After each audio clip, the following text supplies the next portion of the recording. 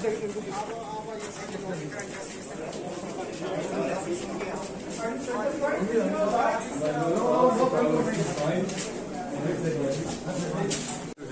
हम 5 विटनेसेस और पेश करेंगे और उम्मीद है कि उसी दिन उनका एग्जामिनेशन इन चीफ भी हो जाएगा और उन पर जरा भी हो जाएगी। और हमें कभी उम्मीद है कि जो 8 हफ्ते का जो टाइम लाइन हाईकोर्ट ने दिया हुआ है वो बीट हो जाएगी, उसमें इंशाल्लाह ट्रायल कंप्लीट हो जाएगी। बिस्मिल्लाहिर्रहमानिर्रहीम। अस्सलाम वालेकुम नाज़रीन, मैं हूँ साकिब बशीर। नाज़रीन, इस्लामाबाद हाई कोर्ट और इस्लामाबाद कचहरी में नूर मुकद्दम कत्ल केस से मुतल्लिक 2 अहम समातें हुई हैं, उसका हवाला आपके सामने रखूँगा। जो इस्लामाबाद कचहरी में समात हुई है उसमें से जो चीदा पॉइंट्स हैं वो बड़े इम्पॉर्टेंट हैं, इंतहाई अहमियत के हामिल हैं। सबसे पहले मैं आपको बता दूं कि जो शौकत मुकद्दम हैं उनको आज दौरान समात जो है वो अदालत से बाहर निकाल दिया गया। क्या वजह क्या है, कानूनी तौर पर क्या हुक्म था जिसकी वजह से अदालत को उनको बाहर निकालना पड़ा? इसके अलावा जो मुल्ज़िम है, मरकज़ी मुल्ज़िम ज़ाहिर जाफ़र को, उसको अपने वकील से जो है वो मुलाकात करवाई गई है। अब उसमें क्या सिनेरियो बना, क्यों बुलाना पड़ा, कैसे मुलाकात हुई? इसके अलावा जो असमत आदम है उसकी जानिब से जो घर है F7 वाला जिस पे ये वक़ूआ हुआ है वहाँ पे रहने की इजाज़त मांग ली गई है। इसके पीछे क्या जो है वो केमिस्ट्री क्या है, क्यों ऐसा जो है वो मांग रही है इजाज़त? अच्छा, इसमें जो इसके अलावा आज सीनियर सब इंस्पेक्टर रज़ा जो है वो उसका बयान जो है वो कलमबंद हो गया है, उस पर जरा मुकम्मल हो चुकी है। 27 अक्टूबर के लिए 5 गवाह जो है वो मज़ीद जो है वो बुलाए गए हैं और 5 गवाहों के उस रोज़ पे बयानात होंगे। दूसरे लफ्ज़ों में आप ये कह सकते हैं कि ये केस अब बाकायदा तौर पर शुरू हो चुका है। उसमें फ़र्द जुर्म आयद हुई और आज गवाहों के बयानात भी शुरू हो गए। इस्लामाबाद हाई कोर्ट में जो समात थी बिल्कुल ब्रीफली आपको उसके बारे में बताएंगे, फिर इस्लामाबाद कचहरी की समात का बताएंगे।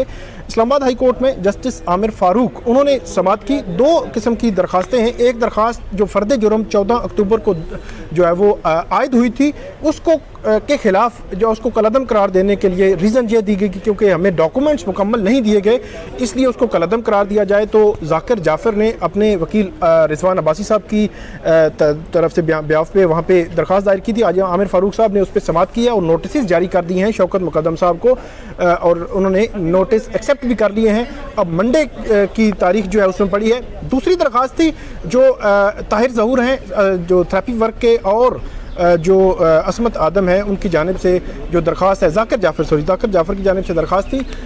एक दरख्वास्त यह थी कि जो 161, 164 की जो स्टेटमेंट्स हैं और दीगर दस्तावेज़ात जो वो नहीं मिली उनको। दूसरी दरख्वास्त थी कि जो डिजिटल एविडेंस है वो भी उनको नहीं मिला। आज दौरान समात वहाँ पे जो अकरम कुरैशी साहब हैं उन्होंने अपने आर्गूमेंट्स दिए, अदालत को बताया कि हमें दस्तावेज़ात नहीं मिली। तो जिस तरह एडिशनल सेशन जज अतार अबानी ने पिछले वीक में किया था, यहाँ पे वकला के साथ प्रोसिक्यूशन को बिठा दिया था कि वो आपस में बैठ कर तय कर लें कि कौन सी दस्तावेज़ रहती है, कौन सी देनी है। तो वहाँ पे शाह खबर भी मौजूद थे, अब्दुस्तार खान जो तफ्तीशी अफसर है वो भी मौजूद थे और ख़ास तौर पर जो मुद्दई मुकदमा है शौकत मुकद्दम वो भी वहाँ पे मौजूद थे।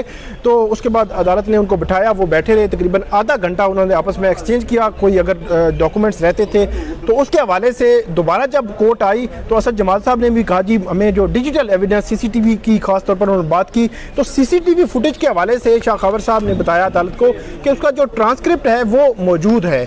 तो अदालत ने ये कहा है कि एक तो पहले अदालत तय करेगी कि जो डिजिटल एविडेंस इनको देना है मुल्ज़मान के वकला को या नहीं देना इस स्टेज पर, और दूसरा जो डॉक्यूमेंट्स दीगर देने हैं उनको इनके हवाले करने का कानूनी तरीकाकार क्या होगा। कानूनी तरीकाकार ये कि हाई कोर्ट का ऑर्डर ट्रायल कोर्ट को दिया जाएगा, ट्रायल कोर्ट में उनके हैंड ओवर की जाएगी और सारा रिकॉर्ड मुरतब किया जाएगा कि ये चीज़ें जो है वो मुल्ज़मान के वकला के हवाले की गई हैं। तो उसका ऑर्डर आज उम्मीद है आ जाएगा। जो भी ऑर्डर होगा वो भी आपके साथ शेयर करेंगे। और जो असद जमाल हैं वो फेयर ट्रायल के हवाले से उन्होंने मुख्तलिफ हवाले भी जो हमारे अहमदियाबाद कोर्ट के बाहर और बताया कि फेयर ट्रायल आर्टिकल 10A के तहत उन्होंने कहा कि जो फेयर ट्रायल है वो मुल्ज़मान का हक होता है और उसमें यकीनी तौर पर वो कह रहे थे कि जो डिजिटल एविडेंस है वो भी उनको मिलना चाहिए और उनकी कॉपीज़ मिलनी चाहिए।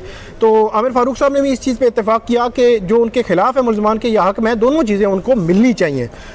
इसके बाद बात करते हैं इस्लामाबाद कचहरी में 11:30 बजे समात थी, मुल्ज़मान को लाया गया, लेकिन बताया गया अदालत को कि क्योंकि वकला जो है वो कचहरी में नहीं है बल्कि हाई कोर्ट में है, तो 1:30 बजे का टाइम अदालत ने रखा। वहाँ पे जो मरकज़ी मुल्ज़म उसको लाया गया था, उस मुल्ज़म ने कोई बात करना चाहिए, लेकिन बात जो है वो नहीं की, बल्कि अदालत ने कहा कि दोबारा जब आते हैं तो उस वक्त जो है वो केस की समात होगी। 1:30 बजे समात का टाइम था, तकरीबन 1:45 बज गए, 1:45 बजे समात शुरू हुई।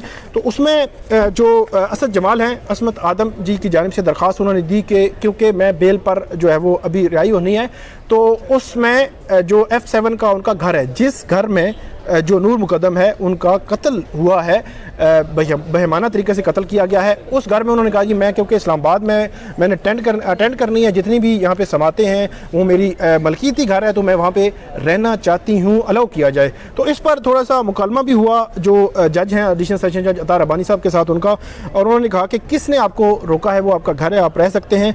तो असद जमाल साहब ने कहा कि जो है वो हमने ये ज़रूरी समझा कि अदालती नोटिस पे या रिकॉर्ड पे लाया जाए, और रिजवान अब्बासी साहब ने भी कहा कि हमें यह डर है कि कहीं दोबारा जो है हमारे खिलाफ कोई नई चीज़ जो है वो पुलिस ना लिख दे। शाह खालिद साहब ने भी कहा कि इस हवाले से कोई चीज़ ज़रूरत नहीं लिखने की, ये तो सिंपल सा केस है, आपका घर है, आप रह सकते हैं। इसके अलावा जो तफ्तीशी अफसर हैं उसके हवाले से अदालत ने कहा कि वो आ ले, फिर उससे पता कर लेते हैं, और उसके बाद रिजवान अब्बासी साहब ने भी कहा तफ्तीशी अफसर को पहले उसको चेक कर लिया जाए और उसके बाद हमें ये इजाज़त दी जाए। लेकिन इस दरख्वास्त पर अभी अब ये कहें कि ऑर्डर नहीं हुआ, जो ऑर्डर होगा वो आपके साथ शेयर करेंगे। इसके अलावा जो शौकत मुकद्दम साहब हैं उनको कोर्ट से क्यों निकाला गया था, उसकी वजह यह थी कि जो अकरम कुरैशी साहब हैं वो सीनियर सब इंस्पेक्टर रज़ा, जो जिसने FIR लिखी थी, हाथ से लिखी थी पहले दिन 20 जुलाई को, उसका जो बयान है वो कलमबंद हुआ। उसके बाद उस पर जरा जारी थी, तो बहुत सारे सवालात हो रहे थे, तो क्रॉस क्वेश्चनिंग होती है। तो क्योंकि शौकत मुकद्दम साहब इस केस में प्राइवेट विटनेस भी हैं, तो अमूमी तौर पर यह होता है कि जो भी विटनेस जो है वो कमरा अदालत में मौजूद हो दीगर गवाहों की मौजूदगी में, तो उनको अदालत कहती है कि आप बाहर चले जाएं, क्योंकि वो सवालात वो कहते हैं जी डिस्क्लोज ना हो, वो जो सिनेरियो डिस्क्लोज ना हो, ताकि जो गवाह है उससे वो जो ओपन माइंड के साथ सवालात कर सकें। इसलिए फिर जब अकरम कुरैशी साहब ने एतराज़ किया, तो फिर जज एडिशनल सेशन जज अतार रब्बानी साहब ने शौकत मुकद्दम साहब को कहा कि आप कमरा अदालत से बाहर चले जाएँ। वो जो है वो वहाँ से कमरा अदालत से जो है वो बाहर चले गए। उसके बाद जो ज़ाहिर जाफ़र है मरकज़ी मुल्ज़म है, उसके वकील के साथ जो मुलाकात वाला मामला है, वो भी जब जरा हो रही थी, तमाम मुल्ज़मान ने कर ली, तो इसकी बारी आई शहरयार नवाज़ खान, जो स्टेट काउंसिल है जो अदालत ने मुकर्रर किया है मरकज़ी मुल्ज़म के लिए। तो उसने कहा जी मेरी तो उससे मुल्ज़म से मुलाकात ही नहीं हुई। तो फिर अदालत ने कहा जी बुलाएं उसको मुल्ज़म को। फिर बख्शी खाना से मुल्ज़म को अदालत में लाया गया।